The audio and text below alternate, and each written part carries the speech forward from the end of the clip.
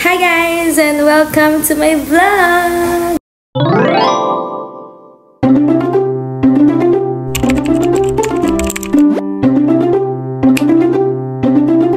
Sabi dito guys, up to 25,000 daw ang pwede nating hiramin sa app na ito. Isa na namang lending app ang ating re-reviewin ngayong araw na to. At ito ay ang Digido. Kung ano man basa dyan, kung Digido or Digido. Disclaimer guys, hindi ko kayo ini-encourage mangutang kapag ito ay may mga emergency lang at talagang wala na kayong mahiraman. Ito ay content lamang ng aking YouTube channel. Kaya kung wala naman talaga kayong emergency at kung para lang to sa mga luho or needs ninyo, wag na kayong maghihiram. Let's start at i-review na nga natin itong Digido na to. And here is what the app looks like. So, ito, nasa screen ninyo. Meron lamang siyang 4.4 stars na rating. Para sa akin yon ay isang mababang rate. Kasi usually, yung mga nakikita kong lending app na kilala talaga, nasa 4.8.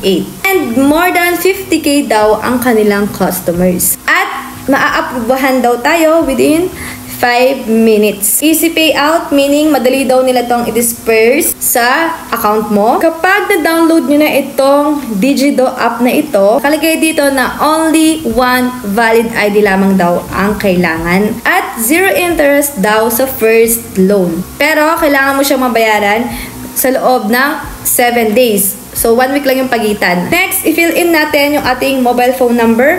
At mag-message nga sa atin yung app na ito para ma-access natin yung kanilang loan. Bigay sila ng OTP na itatype nyo dyan.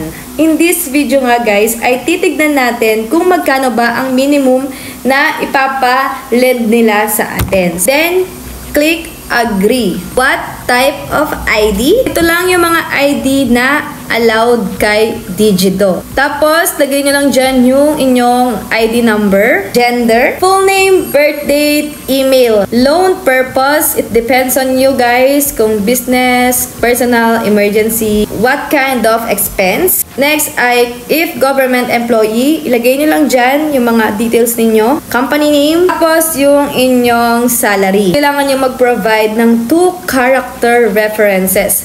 So, bakit kailangan nila yon? In case na hindi ka magbayad, parang sila yung mga guarantor mo or yung kokontakin nila kapag ka hindi ka nagbayad. Kaya siguraduhin nyo na paggagamit kayo ng mga online lending app ay magbayad kayo dahil yun nga, inutang lang ninyo to sa kanila. Ito lang kayo medyo mahihirapan kasi bangko at Cebuana lang yung allowed, which is cash on pick up. Pupunta pa kayo sa Cebuana, which is napaka-hassle kung wala kayong bangko. Kung meron naman kayong bangko, makakahiram kayo sa kanila. Pero pag mga e-wallet like GCash, ShopeePay, wala sila nun. Tapos, kailangan mo nga ma-selfie at yung front ng ID mo. Ito nga ay inallow tayo ni Digido na mag-apply ng loan, which is ang kanilang minimum amount ay 2,000 to 4,000 pesos. So, una, ginawa ko muna is yung 2K.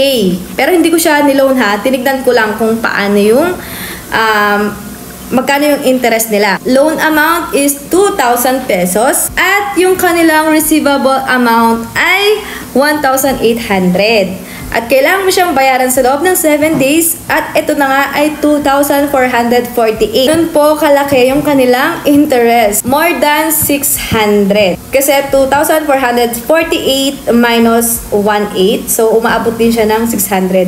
Dapat sa 7 days, babayaran mo na yung 2,448. Next naman ay yung kanilang 3,000 amount. Yung kanilang receivable amount ay 2,800 pesos. Pero, kailangan mo siyang bayaran sa 7 days ng 4,890.